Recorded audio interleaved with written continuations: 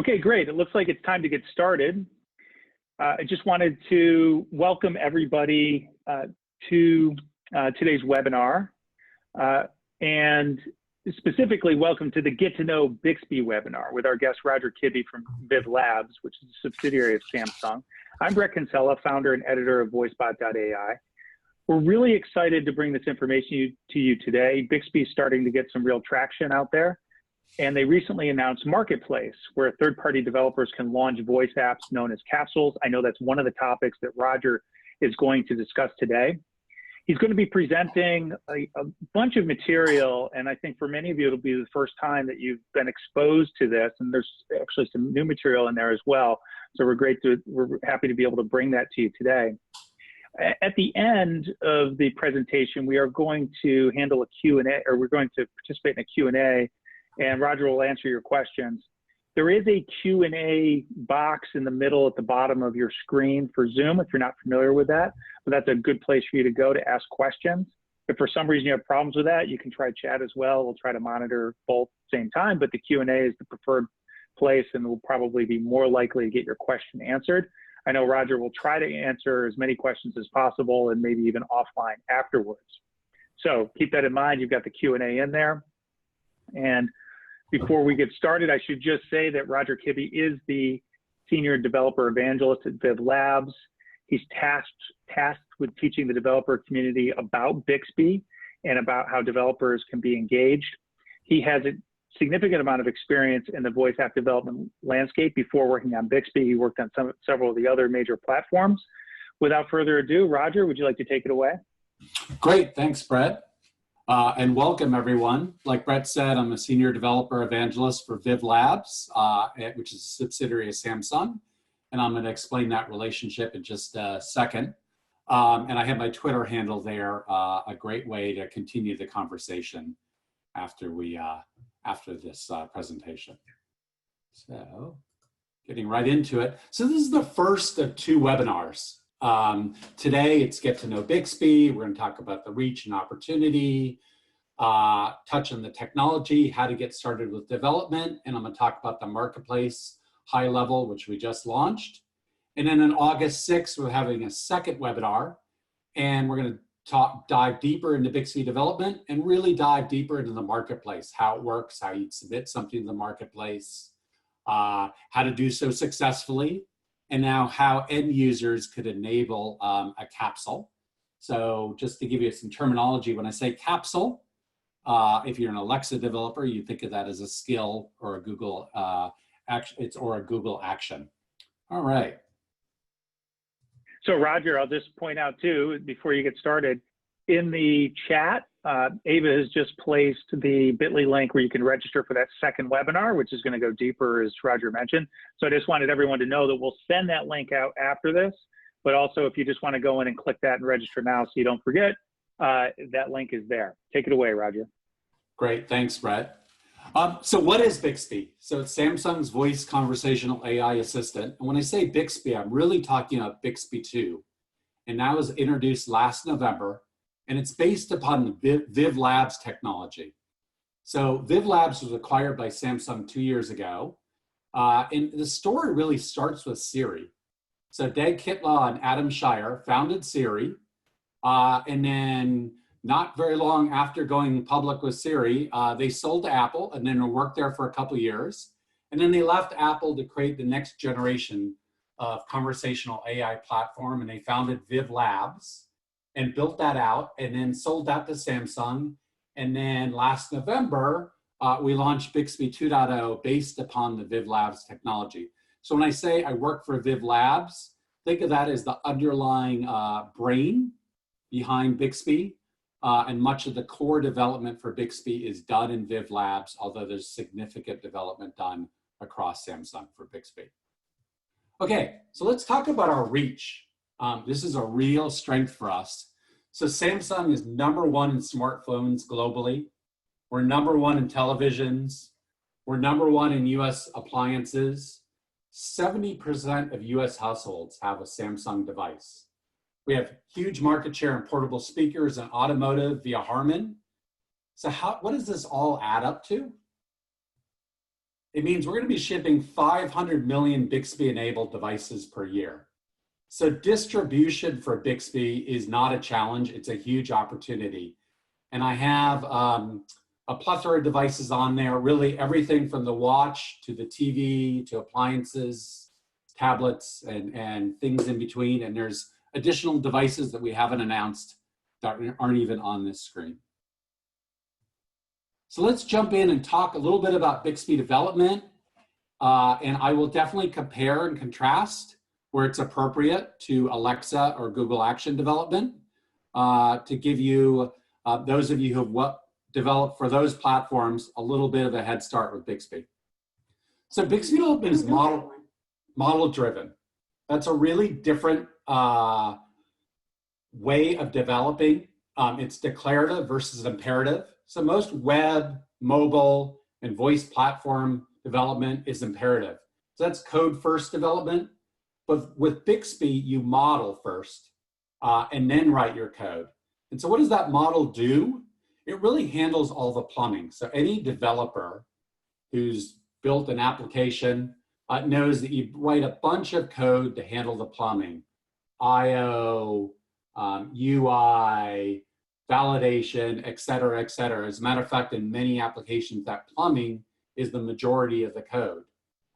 With Bixby, you don't use a traditional programming language to handle that plumbing. You model all of that. And what this really allows you to do is take your time and your energy and focus that on what differentiates your application, what makes your capsule different than any other capsule, and allows you to focus on where you really should be focusing on. And the other thing it provides is consistency. So this is something that's lacking in voice. So if you think about in the mobile world, there's some standards. I know, I pull down to refresh, but in the voice world, such standards don't exist.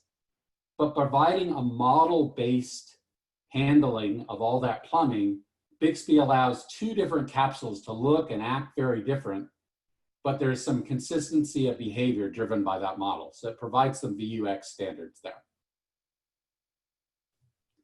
So development is also AI driven. So what would Bixby do with those models? They're actually compiled into programs on the fly. We call it this dynamic program generation. So as a user is interacting with a Bixby capsule, Bixby is actually on the fly creating a program to adjust to that input and the state there. And so what is that model of dynamic generation handle? It handles all that plumbing. So one is the natural language understanding, inputs, outputs, flows, variables, UI layout, errors, retries, etc. And what this means is really a fraction of the typical code that you'd write for an application is needed for a Bixby capsule. So most of what you do is modeled, and then you have your core business logic and your differentiating logic written in traditional programming language. Okay, so this is a screenshot of that dynamic program generation. This is from, so our GitHub repo, which I'll get into in a bit, has a open source project called Space Resorts. Pretty complicated. What you see in that screenshot is actually the debugger showing the program that was written at that time. And as you move through the Space Resorts or any other capsule, this program that you see changes. And this is an example of that dynamic program generation. One of the beauties of it is at any time in the simulator, you can look at where this is, click on something, and get some information about what the state of your application, what's going to happen next, et cetera, et cetera. So, some more about Bixby development. So Bixby is contextually aware and handles personalization. And so our contextual awareness is really powerful. And it's all about understanding the conversation. When you have these things called continuations, and to explain continuations, let me give you an example. So let's say you had a restaurant finder capsule, and you said, find me Chinese vegetarian restaurants in San Francisco. And then the next thing you said is, what about Mexican?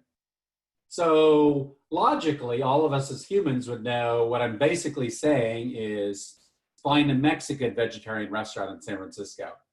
And the way you'd handle that in Bixby is mark that as a continuation and say, when I said, what about Mexican, that actually replaces that restaurant type there. And so that is a real differentiator and a powerful thing you can do. And it allows you to model more natural language interactions. The other thing we have is some pretty powerful personalization capabilities. So the first one is all about preference learning. And the example I'll give you there is, let's say I was building a capsule that had a train schedule and I use it for my commute. So every morning I travel from my home station to my workstation. And in the evening, it's the opposite. I travel from my workstation to my home station. So I could build a voice application that says, show me the next train from station A to station B, but I'd always have to ask it that. What would be a lot smarter and what you could enable with Bixby personalization is after you've used it for a while, you could just ask Bixby, show me the next train, and tell me when the next train is arriving. And Bixby would understand, hey, if it's the morning, it's contextually the morning, I'm asking for that home station to workstation schedule. Alternatively, if it's the evening, I'm asking for that workstation to home station level. So it lets you basically shorten conversations and get Bixby smarter and understand some of your preferences and not need that input every time. So the other personalization capability is selection learning. And this is learning selections made by you or all users. And that's also contextually aware. Probably the simplest example there is a location. So if I say Springfield, there's actually 41 different cities named Springfield in the United States. So you would definitely turn on personalization there so that Bixby would understand, the first time you said this is Springfield, Missouri, it would learn that. And or I could learn from other users that are geolocated near where I'm using it, always ask for Springfield, Missouri. And so I would smart select Springfield, Missouri. And one thing really powerful, this is all model driven. So there's no traditional code required to enable this. I basically mark something and say, this is a continuation NLU utterance, or I want to enable preference learning or selection learning here. And Bixby enables that for you. Okay, Bixby is multimodal. So the way I look at multimodal is voice-only apps are really good, but multimodal, you call it the frosting on the cake, it really provides an even richer experience. And our multimodal is built in. From the ground floor in the platform, it's built in. Absolutely not needed. You can build an amazing voice-only application with Bixby. But when you want to enable multimodal, it's there. We have this framework called Bixby Views, and it's designed to scale. So if that earlier slide you saw, there was everything from a watch to a TV and a lot of devices in between. And so Bixby Views is a UI framework that scales. So the same code could render on a watch and on the TV. Now, you may not want that. You may want to adjust it and say, this is how it renders on smaller screens and larger screens, and you have that capability if needed. Or you can write that code once and it'll scale across all of those different screen sizes. So, level playing field, and this is really a philosophy we have. So if you go to www.bixbydevelopers.com and you download our IDE and start using it, that's the exact same tool that we use internally. So I sit in the office next to our Capsule developers, and they are using the same IDE that you can download, some other open source tools that you can download. So there's no special tooling differences between what we use internally at Viv or Samsung and what you can use. And there's not really functional differences. So our whole idea is to democratize this and make it a level playing field. And why are we doing that? Because we actually think we're not going to build a great voice assistant, you are. So a great platform is measured by third-party developers and what they build upon it and narrow it, make a platform great. And we think that third-party developed capsules should have the same capabilities and the same standing and be able to answer a user's question equally to anything developed internally. So let's jump into how to start developing for Bixby.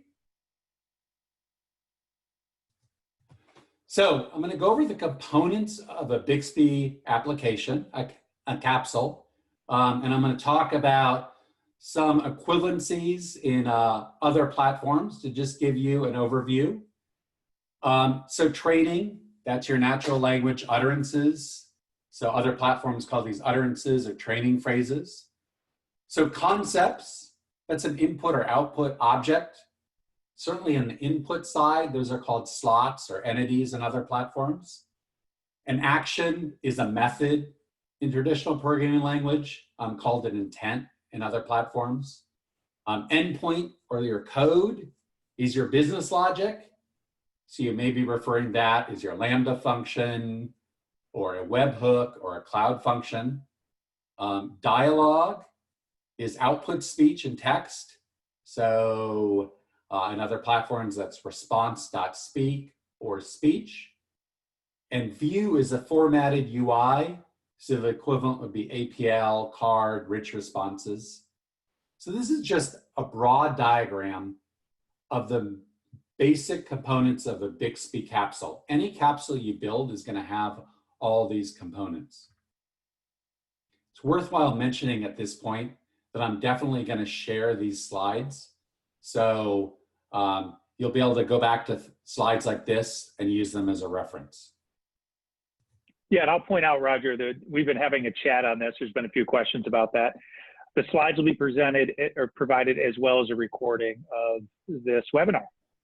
Perfect. Okay, so let me give you an example of a model. So if you looked in the left-hand side of the screen, that's a BXB file. So that is the way you model something in Bixby. It's a fairly simple text format. And here I'm modeling this action. And I'm modeling this action. So remember, that's like an intent, get user info. And I'm collecting 3 inputs. So a first name that's required, a last name that's optional, and a birthday that's required. So when I went to go create my natural language training utterance, I would map that and parts of that to first name, last name, and birthday. And so that could be picked up in a natural language utterance that the speaker spoke to Bixby. Or you could create a UI form for this, or both. So something important in Bixby is all input can always be done through natural language.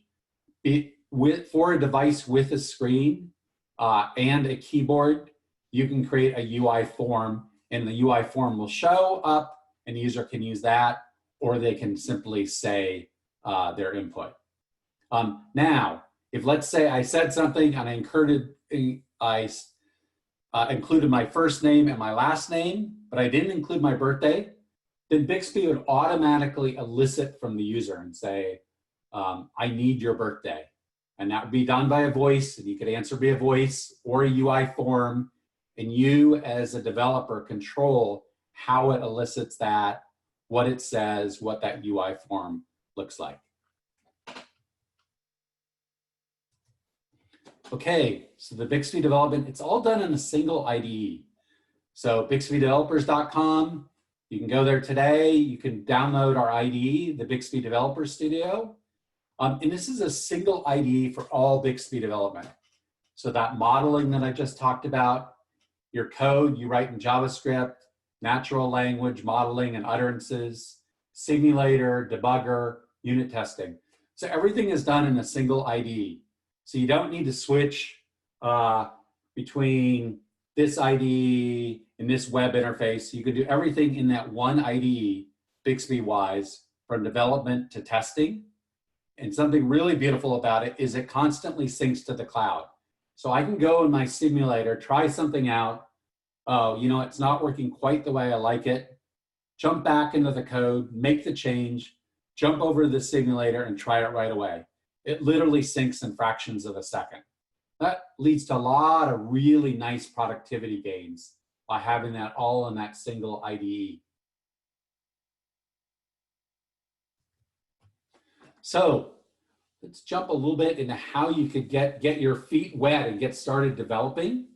So on BixbyDevelopers.com, after you download the IDE, there's something called the Quick Start Guide, and it has you build this really simple capsule.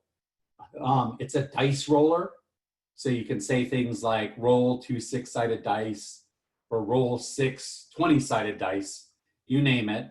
It's simple, but it goes through all those components that I talked about earlier and shows you how they all work together and how to build a Bixby capsule end to end.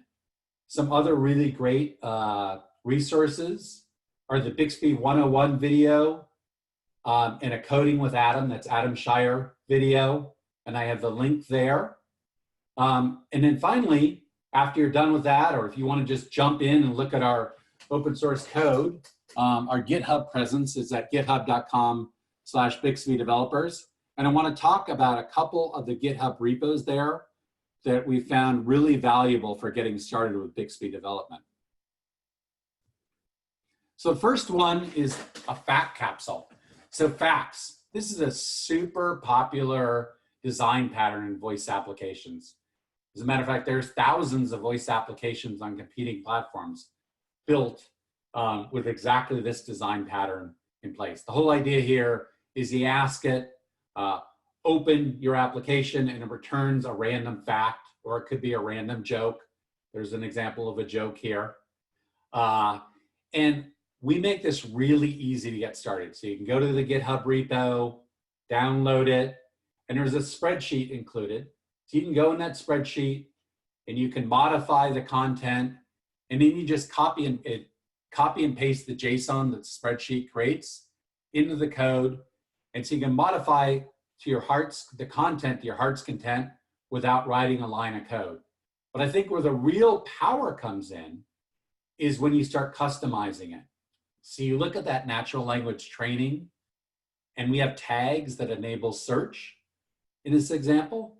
And I have seen some really amazing and compelling voice experiences built, which just use clever training, clever tags for search, but using this really simple underlying design pattern. So this is a great place to get started. The other one I want to talk about is our quiz capsule. So quizzes, super popular in voice as well. So we have this quiz capsule. It actually lets you create multiple quizzes in one. You can see the selection for what quiz you want there in that screenshot. Just like facts, you start with copy and paste. There's a spreadsheet. You can create your content. You can copy and paste that JSON into the actual code. So you don't have to write any code to modify content, but then you can get ambitious and customize it for yourself. There's a huge amount of quiz-like things that you can build for voice that can be very compelling. And that's in our GitHub repo as well. Okay, so the last one I want to talk about, and there's many more, but this is actually my very favorite. And this is the sample capsules collection. And this is really a cookbook of sample capsules. What these really are is sample capsules that do one thing. Matter of fact, internally we call them caplets.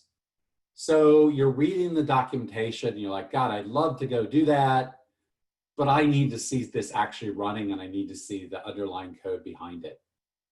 Sample capsules collection is the place to go. There's many different samples of things that you'll need to build for Bixby. You go run it, you can see it, you can try it, you can look at the code, and then adapt and modify that for your own capsule. This is my favorite. I use it all the time. Either if there's something new that we add for me to learn, or if I just need to refresh my own memory about how something works, I go to the Capsule Samples collection and look there. So really, really valuable GitHub repo here. Okay, I'm going to touch on the marketplace. Like we said at the beginning, this second webinar that we're doing on August 6th is going to be a much deeper dive into the marketplace, how it works, how to be successful, how an end user enables a marketplace capsule and can manage that. But just high level, here's some screenshots. This is a screenshot on the left. That's the homepage of the marketplace. And there's categories. You can see in that middle screenshot, this is the games and fun category. And those are capsules there. And then as an end user, I could go click on one of those and you get that screen on the right. That's a capsule, actually a capsule I wrote, that you can then enable. And there's for some capsules you can manage there. But I think for anyone, let me just jump to the next screen. Anyone who's used another marketplace, whether it's for voice app stores or an app store for iOS or Android, should be pretty familiar with the paradigm of how our marketplace works. It's quite akin to other app stores. You know, typical process, refine and polish your capsule till it's ready to launch, and then you'll submit it. There's required metadata, icons, descriptions, categories, search keywords that are needed for a submission, and these are to drive that marketplace UI. Once again, nothing different than any other marketplace out there. Just a few hints based on some early submissions that we've had. Make sure what you submit works. Sometimes people submit code that's broken. Seems obvious, but just double check before you do your submission. The required metadata is included, and the dispatch name, so that is other platforms called that, the invocation name, follows the rules for what it needs to be, and those are pretty familiar rules if you're familiar with other platforms. There is a review process. We go, we look and make sure that the capsule is appropriate, the metadata is included, dispatch name follows rules, et cetera, et cetera. Once again, nothing different than other app stores and marketplaces there. The last thing I want to touch on is our partner program. So Bixby Premier Developer, this is open, still open right now. What we're really looking for is people who've had success in other voice platforms. So you have an Alexa skill or a Google action that's got a lot of traction, we'd love to talk to you. We'd love to talk to you about how you can port that experience to Bixby, take advantage of the unique Bixby features. You get white glove support from developer evangelists like myself and our support team. We have loaner devices that we'll loan out, and something really valuable. So I mentioned Adam Shire is the co-founder of Viv Labs. So if you think about Adam, he founded Siri and had an exit to Apple. He founded Viv Labs and had an exit to Samsung. Aside from his co-founders, I don't think there's anyone else in the voice industry with 2 successful exits. So Adam's a pretty useful guy to listen to if you're an entrepreneur, and he's going to be giving some exclusive webinars on building a voice AI startup and entrepreneurship. So this sounds interesting to you. You can go to the URL, it's bixby.partners, and apply to be a Bixby Premier Developer. So one more ad for that webinar number 2 on August 6th. We're going to talk more about Bixby Tech. We're really going to dive more in the marketplace, how that works, both from a submission process and an end user perspective. Talk about some tips, tricks, and traps around creating a great marketplace capsule that gets end users excited and enable your capsule. And we'll talk about more. And I think that link went out in the chat, so please register today. And with that, I'm going to open it up to, I want to thank everyone. open up the questions. I think this went out in the chat, but there's also a link to the presentation here, that bit.ly link. Once again, Roger Kibbe, I'm a senior developer evangelist for Viv Labs. That's my Twitter handle. That is absolutely the best way to get a hold of me. Let's follow each other, but even better, I love to have conversations in Twitter about, you know, the voice industry in general, Bixby, cool things you're hearing about in AI, et cetera, et cetera. So let's open it up to questions. Thanks so much, Roger. That was great. We have literally dozens of questions. So I will say we're not going to get to all of them, but we're going to try to get to quite a few. So maybe the pressure's on you to nail as many as possible in the next 10 minutes or so. I will point out that Ava did put that link in for the second webinar registration again. And I know that, so that's in there in the chat. So if you just look at that, you can just click and register now. And then if you've asked questions, we're going to get through as many as possible. So hopefully that'll be answered. Otherwise, I know Roger wants to try to follow up with some of these afterwards. We'll try to get as much of that done as possible. Okay, without further ado, let's get into the Q&A, Roger. The first question was about stats of Bixby versus Alexa and Google. You know, this participant said that would be appreciated so they'd understand sort of the scale of what Bixby's doing versus what Alexa and Google have out there today. Can you comment on that?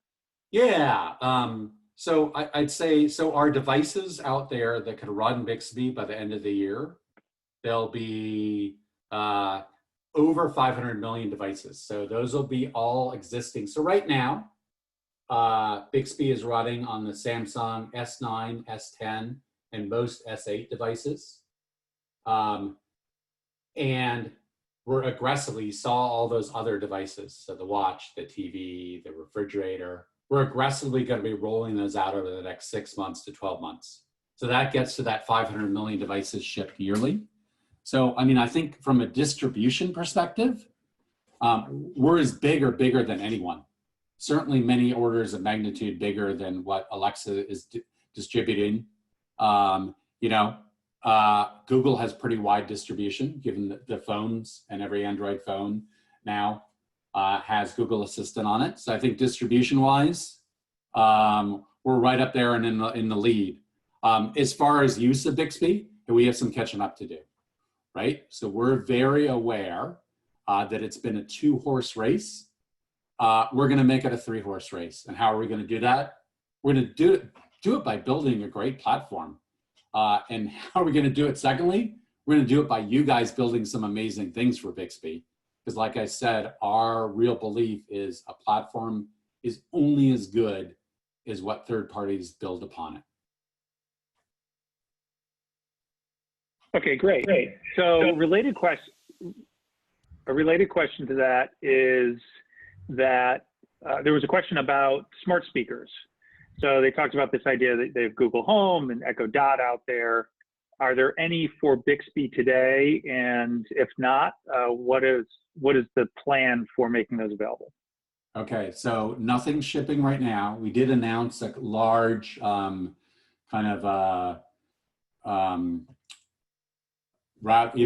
full-featured speaker late last year. It hasn't shipped yet. I will say, keep yourself tuned for some really exciting news around that. Okay, yeah, so the Galaxy Home was announced or debuted, demonstrated, I think is the best thing, is last August, and then in November, there's been some discussions about when that's going to come out. I guess there's nothing official, so Roger's not betraying anything, but you can also just check out on VoicePod.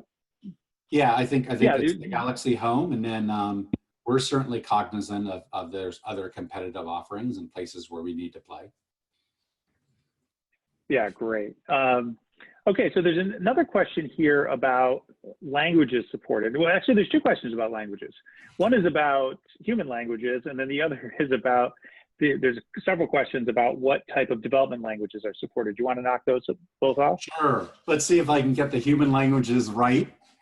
Right now, US English, UK English is here. US and UK English, Spanish, European Spanish, German, French, and Italian, Korean, and Chinese, Mandarin. And we are aggressively looking at other languages. As far as development languages, all JavaScript right now. Obviously looking at other options there in the future as well. Okay, so great. There was another question about how the model works. In fact, there's a few about that. So there's some questions about how it learns, what the cloud platform looks like behind it. Could you just elaborate a little bit more about the idea of, or the capability of the model and how that impacts the way developers and or consumers interact with Bixby?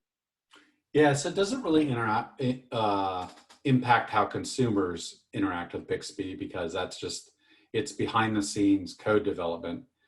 I guess this is hard to describe without jumping in and kind of, a hands-on tutorial there. But whereas if you've done a lot of programming languages, you write a bunch of code to handle input, output, etc., error checking. You're doing that all in that model. And then you're using JavaScript to write your core business logic, and that model all glues together. This is actually probably a pretty good topic for the second webinar as I'm talking aloud there. If you've done web UI and you've used React.js as a framework, React is definitely a more model-driven development paradigm. So although it's all driven by JavaScript, it is definitely a declarative framework, so that it's something more similar to that. Other than that, the best way to do this is go and try that DICE tutorial, or the Bixby 101 video. I think which is about 12 minutes long, and it gives you a really good explanation of, here's a simple capsule, and here's how we think about modeling it and the components of the model. That's the best answer I can give without going in, basically giving a much longer, a second webinar. Yeah, that's right. Well, and as you said, you're going to cover that in more depth in the next webinar, so people should come back to that, and they should go check out that DICE tutorial. Another question here is, can you talk about your focus on enterprise versus consumer?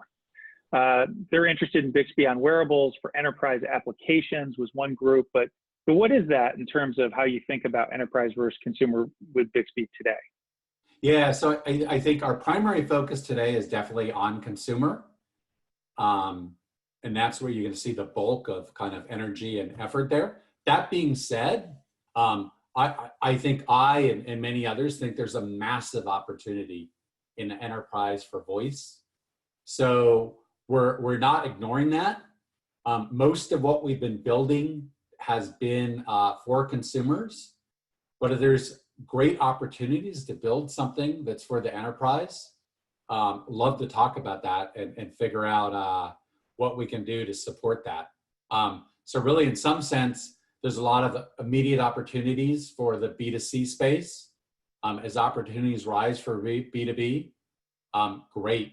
That will drive us to jump in there and build more there. Okay, so related to that, have you announced anything around Bixby for HIPAA compliance or plans for that? We haven't announced anything there. Certainly love the idea. I think there's massive opportunities in healthcare. I'd say stay tuned. Okay, great. In capsule purchasing, there's a question about that, similar to Alexa in-skill purchasing, where users can complete transactions just through voice. Do you have that? What do you have? What are the plans there? What have you announced? So we don't have it yet. We're very cognizant of a strong desire from developers to enable in-capsule purchasing. So I'd say stay tuned. Okay, another question. I like these quick hitters. Is it possible to build a, quote, utility capsule that other capsules can use? Um,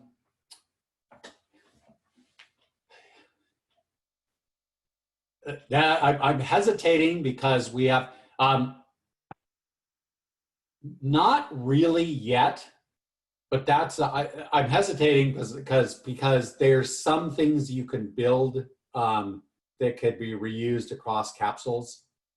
But there's a lot of really strong interest we have in doing that. I'd actually love, whoever asked that question, connect with me on Twitter and tell me what you want to do. Because I'd love to hear good thoughts and ideas around that, because to my mind in voice, there's massive opportunity there.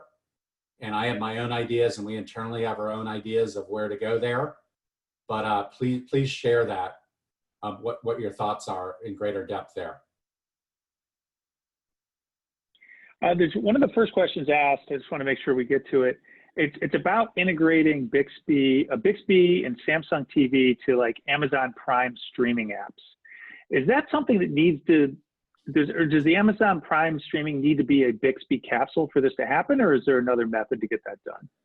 Yeah, so okay, so you're gonna get a little beyond my knowledge of the TV, so the new TVs, right? So then all these new TVs have these apps built in.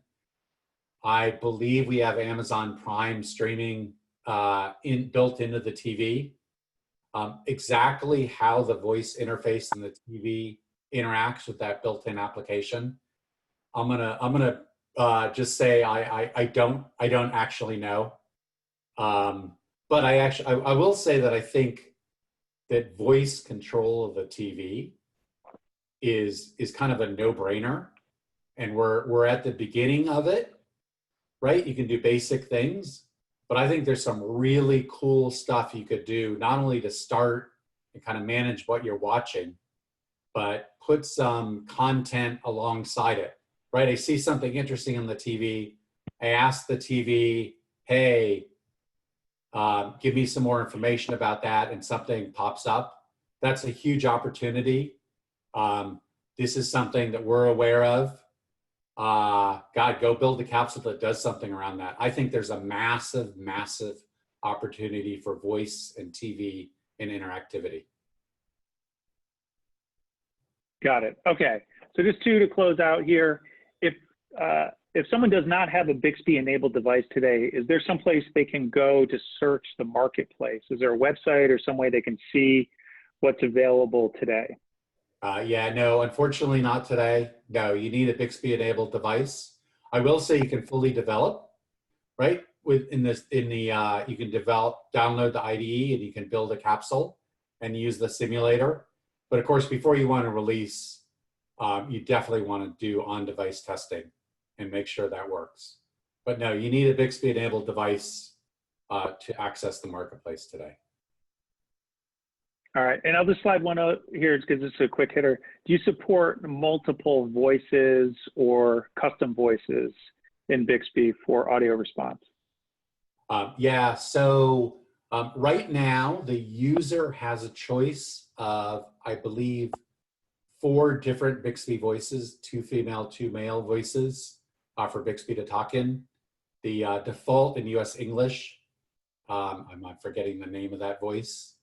When you start Bixby, it uses that default. You can choose among the 4.